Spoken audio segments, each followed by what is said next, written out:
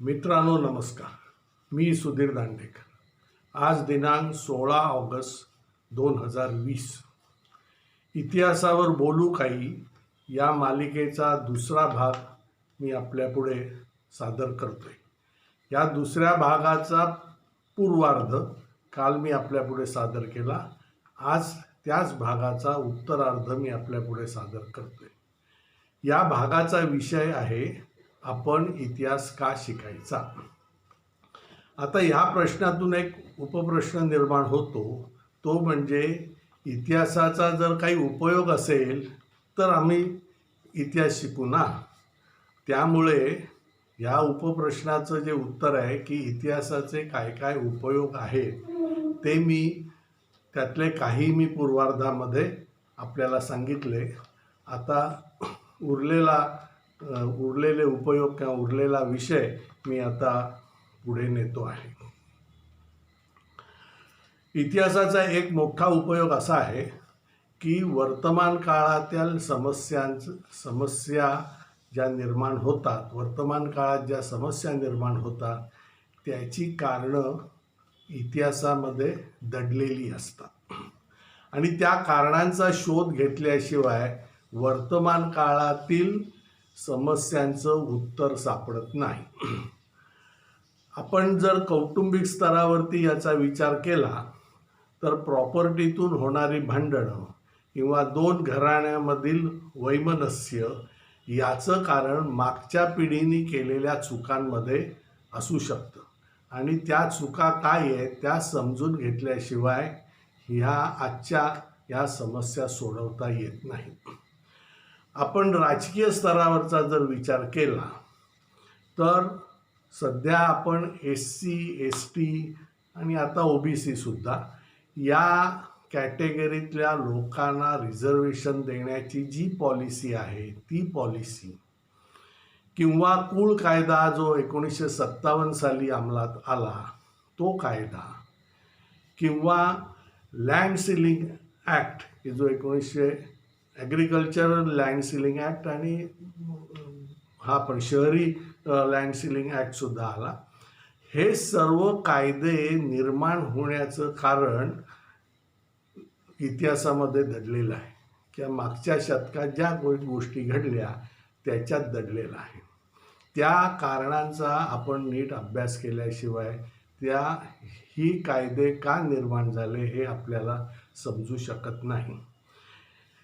वेळेच्या बंधनामुळे मी आणखीन याच्याबद्दल जास्ती विस्तृत विवरण करू शकत नाही आहे, पण तुम्ही स्वतः जर या सगळ्याचा विचार केला तर तुम्हाला त्या कारणांचा शोध लागेल. गेल्या पूर्वार्धात म्हणजे कालच्या एपिसोडमध्ये मी एक असं वाक्याचा उल्लेख केला. ते वाक्य असं आहे की ज्या दिवशी आपलं बारसं होतं ना त्या दिवशी आपल्याला कुटुंबाचा, समाजाचा, भाषेचा, प्रदेशाचा आणि शेवटी देशाचा इतिहास आपल्याला चिकटतो. आता हा इतिहास चिकटतो म्हणजे काय तर तुम्हाला निरनिराळ्या परंपरांचा वारसा मिळतो. उदाहरणार्थ आपण समजा मराठी असू तर महाराष्ट्रात जी मोठी संत परंपरा आहे आणि प्रामुख्याने वारकरी संप्रदाय आहे त्यांचा वारसा तुम्हाला मिळतो. समाज सुधारणाकारकांचा आपल्याला वारसा मिळतो. नंतर क्रांतिकारकांचा वारसा आहे, राजकीय नेतृत्वाचा वारसा आहे.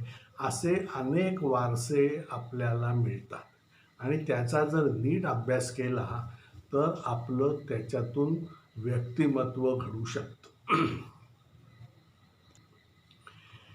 इतिहास काय करतो तर समाजाला चेतना देतो, अन्यायाविरुद्ध लढण्यासाठी स्फूर्ती देतो आणि सर्वात महत्त्वाचं म्हणजे आत्मभान देतो. हे आत्मभान काय आहे हे तुम्हाला स्पष्ट व्हावं म्हणून मी एक उदाहरण देतो. 1757 साली प्लासीची लढाई झाली आणि त्या प्लासीच्या लढाईमध्ये रॉबर्ट क्लाईव्ह केवळ काही 500-1000 सैनिकांच्या जोरावर त्यांनी बंगालचा सुभेदार सिराज उद्दौला याचा पराभव केला आणि बंगाल प्रांत आपल्या ताब्यात घेतला. आता तेव्हाचा बंगाल प्रांत केवढा मोठा होता हे आपल्याला समजण्यासाठी सांगतो की आजचा पश्चिम बंगाल, आजचा बांगलादेश, ओरिसाचा काही भाग आणि बिहारचा काही भाग एवढं सगळं मिळून त्या काळचा बंगाल प्रांत होत होता. तो हा सगळा बंगाल प्रांत रॉबर्ट क्लाईव्हच्या ताब्यात आला. त्याच्यानंतर प्लासीची लढाई झाल्यानंतर 2-3 दिवसांनी त्यांनी प्लासी गावामध्ये एक रूट मार्च काढला. रॉबर्ट क्लाईव्हनेच लिहून ठेवला आहे की आम्ही साधारण एक 500 सैनिकांचा हा रूट मार्च होता आणि रस्त्याच्या दुतर्फा हजारो लोक उभे होते. आता ह्या लोकांनी प्रत्येकाने ठरवलं असतं की एक दगड मी ह्या सैनिकांना मारीन तर म्हणे आमचं तिथल्या तिथेच आम्ही मरून गेलो असतो, असं रॉबर्ट क्लाईव्हने लिहून ठेवलेलं आहे. पण असं काही झालं नाही. हा सगळा 5-10 हजार लोकांचा समुदाय आश्चर्यचकित होऊन आमच्याकडे बघत होता. आता हे का घडलं तर तेव्हाचे जो काही बंगालमधले तेव्हाचे जे तिथे लोक होते त्यांना आत्मभान नव्हतं. म्हणजे काय नव्हतं तर ठीक आहे, सिराज उद्दौला गेला आणि आता हा नवीन शासक आला, आम्हाला काही त्याची पडलेली नाही, किंवा हा एक परदेशी शासक जाऊन दुसरा परदेशी शासक आला, पण ह्याच्या विरुद्ध आपण काही करायला पाहिजे हे भान, त्यालाच मी आत्मभान म्हणतो, ते त्यांच्यामध्ये जागृत झालेलं नव्हतं. याच्या उलट मला दुसरीही सांगतो की पानिपतची लढाई 1761 मध्ये झाली, म्हणजे प्लासीची लढाई झाल्यानंतर 4 वर्ष. ही लढाई कोणामध्ये झाली तर अहमदशाह अब्दाली आणि मराठे. अहमदशाह अब्दालीशी लढण्यासाठी मराठे जवळजवळ 1200 किलोमीटरचं अंतर चालून गेले आणि पानिपतला त्यांनी अहमदशाह अब्दालीबरोबर लढाई केली.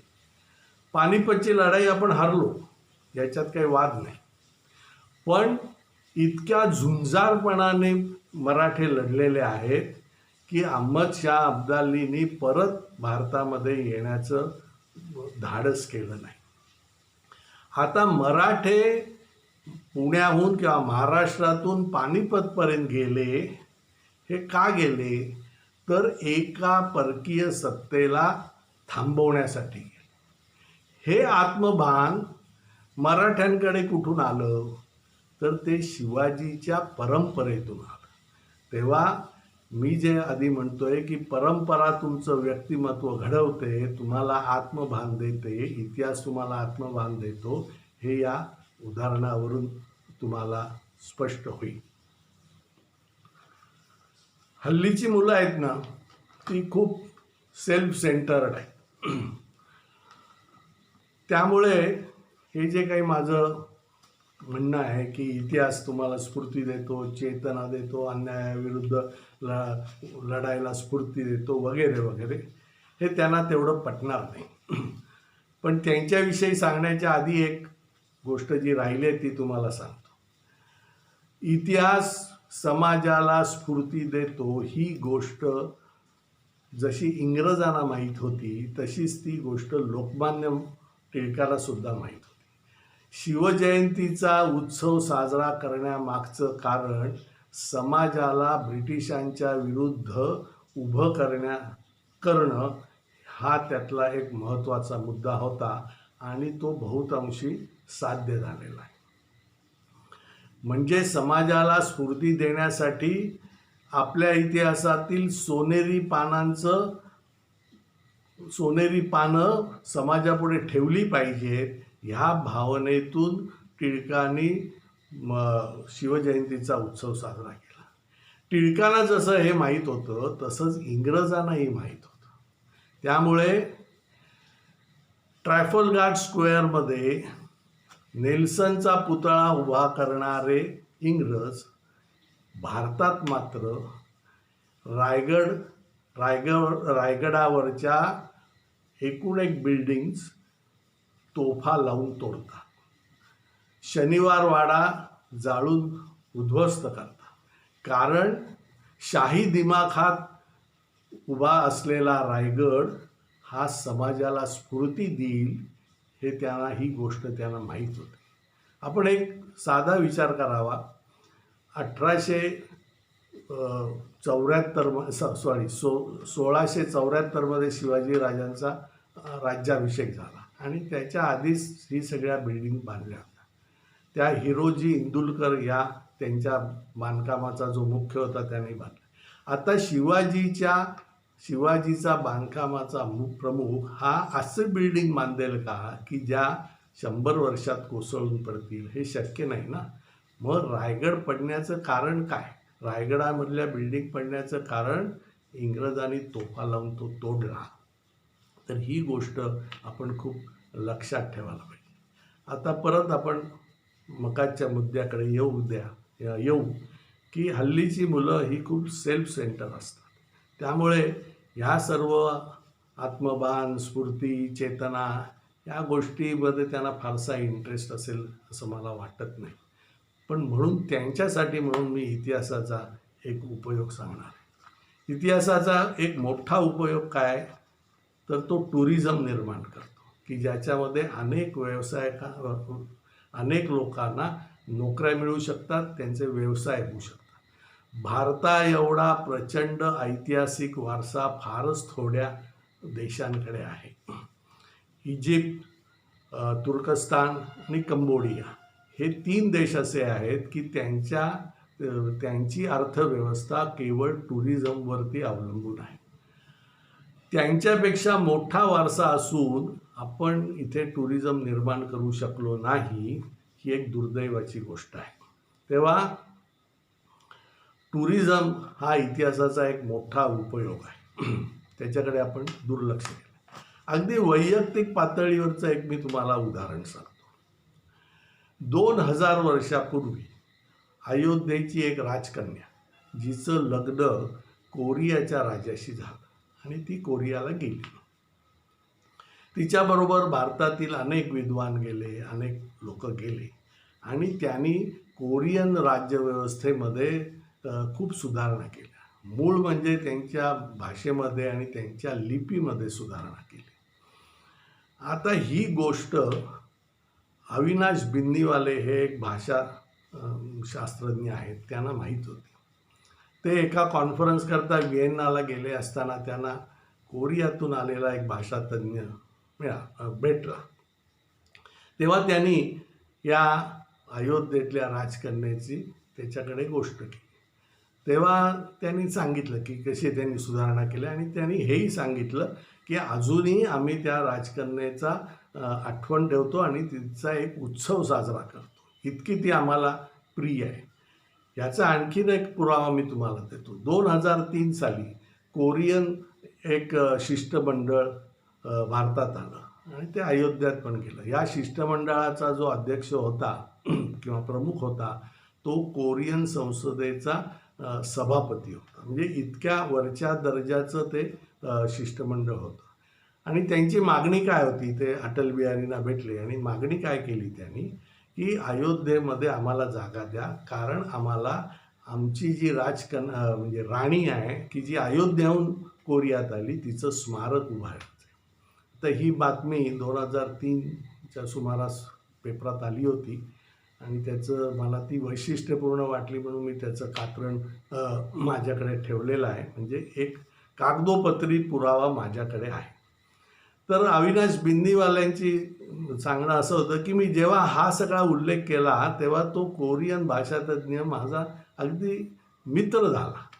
तेव्हा दुसऱ्याला जर तुम्हाला दुसऱ्याशी जर चटकन संवाद साधायचा असेल तर त्या माणसाच्या इतिहासाविषयी तुम्हाला जर माहिती असेल तर खुबीदारपणे तुम्ही त्याचा उपयोग करून दुसऱ्या माणसाशी संवाद साधू शकता आणि तुमचं जे काही काम असेल ते करू शकता.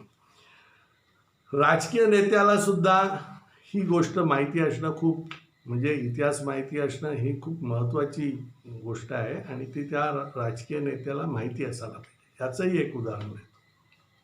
मी टी व्हीवर बघितलेलं आहे. ॲम्स्टरडॅममध्ये पंतप्रधान नरेंद्र मोदी हे भाषण देत होते. कोणापुढे भाषण देत होते? तर सुरिनाम म्हणून जो दक्षिण अमेरिकेतला देश आहे की ज्याला पूर्वी डच गिनिया असं म्हणत असत.